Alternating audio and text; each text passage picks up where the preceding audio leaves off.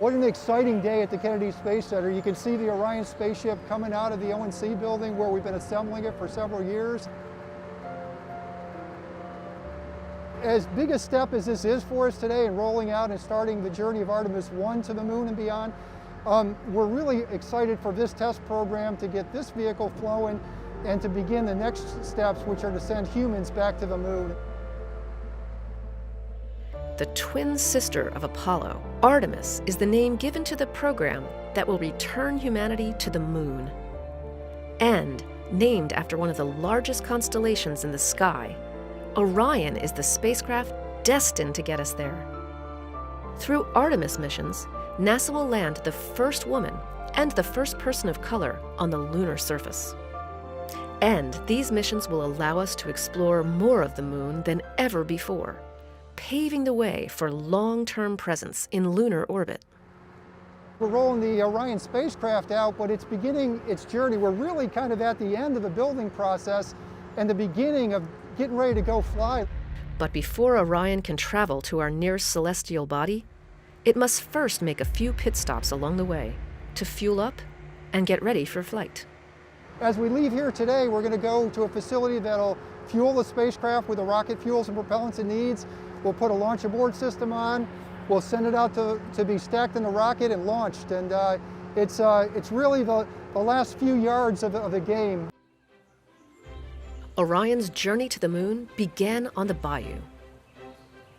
NASA's Michoud Assembly Facility in New Orleans is where technicians with Lockheed Martin began welding the pieces of the spacecraft's underlying aluminum structure together. 1 year later, it arrived in Florida, taking up semi-permanent residence inside the Neil Armstrong Operations and Checkout Building at NASA's Kennedy Space Center.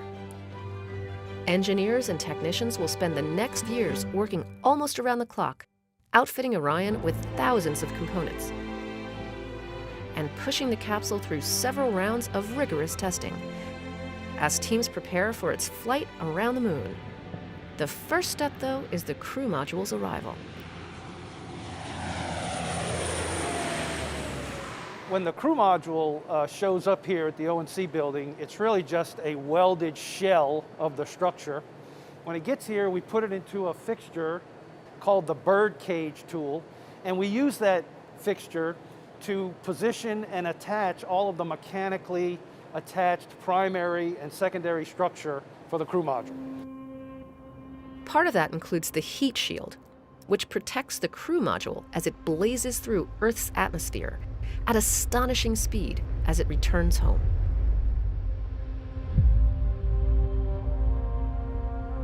Technicians with Lockheed bond those thermal protection system products onto the heat shield right here in the ONC. And they do the same for the crew module's forward bay cover. We bond that on here, and basically this covers the forward bay of the crew module, such that once we come back into the atmosphere, this gets jettisoned and all of the landing system, i.e. parachutes, get deployed and slow the crew module down so that when it touches down in the ocean, it's only going a few miles an hour.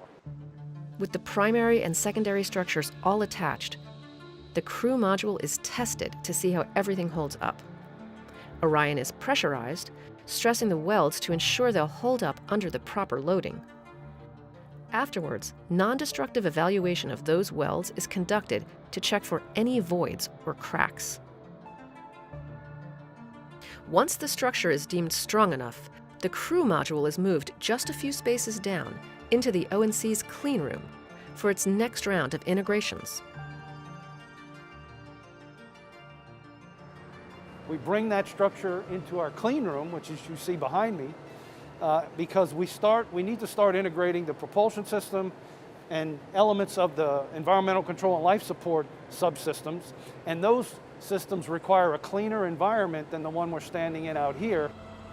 When all of that is done, the crew module is on the move again to the crew module integration station. There, all of the electrical systems, including wire harnesses and avionics boxes that control the crew module's guidance, navigation, communications, and its power subsystems, are integrated. Next, it's time to bring the spacecraft to life.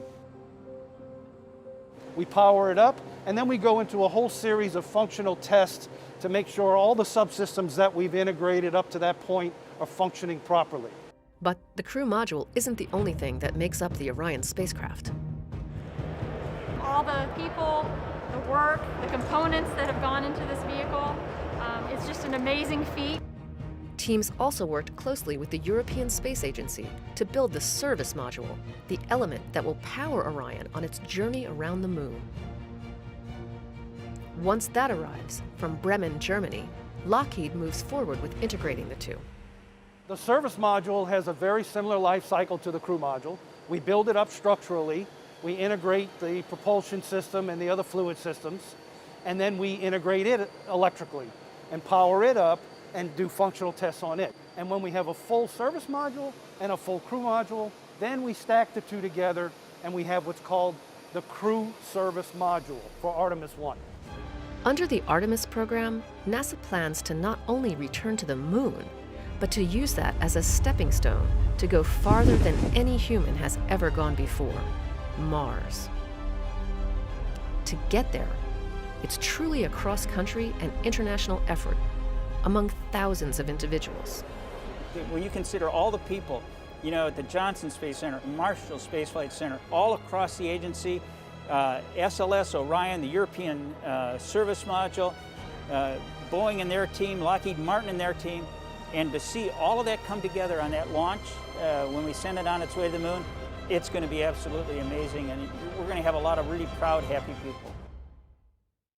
Building a spacecraft destined for deep space exploration from the ground up is no easy task. And the fact that these teams have been able to come together and do just that in the midst of a global pandemic is nothing short of amazing. It really is a testament to the workforce. If you think about what we've been through over the years that they've been putting this together, and particularly think about the environment that this team was dealing with. We're dealing with COVID, and we're asking these folks to come into work every day and finish the spacecraft so we can keep this mission going. And we're ready, and we're excited. And so as they turn this over to us, we're ready to get going. And really, this is only the start of Orion's path to the pad. It's a little hard to put into words when you think about the fact that we are in the first flow of what will be our nation's deep space exploration program. It hits you in the heart, and it really speaks to why we all are doing what we're doing.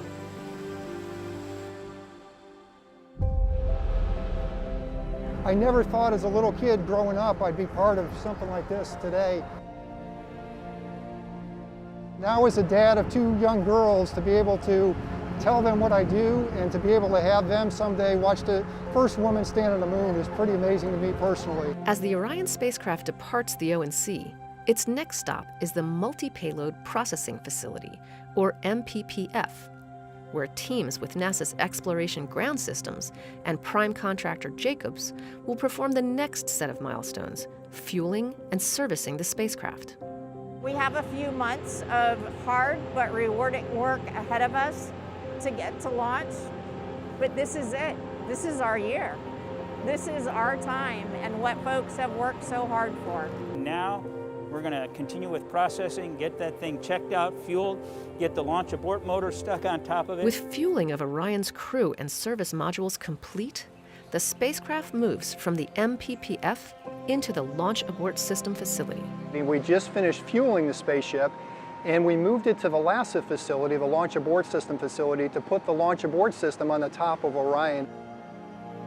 And in July 2019, teams completed a critical test, the Ascent Abort 2 flight test, to validate the Launch Abort System works as expected.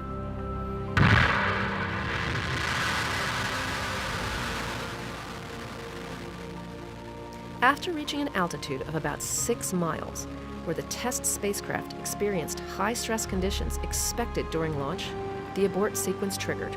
Within milliseconds, the abort motor fired to pull the crew module away to safety. Its attitude control motor flipped the capsule into the proper orientation, and the jettison motor fired to release the crew module for a splashdown in the Atlantic Ocean.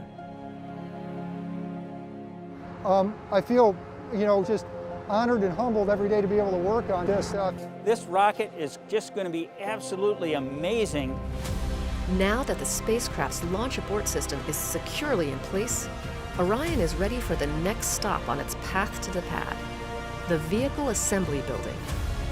Once inside, the spacecraft will be placed on top of the Space Launch System rocket, the most powerful rocket the world has ever seen.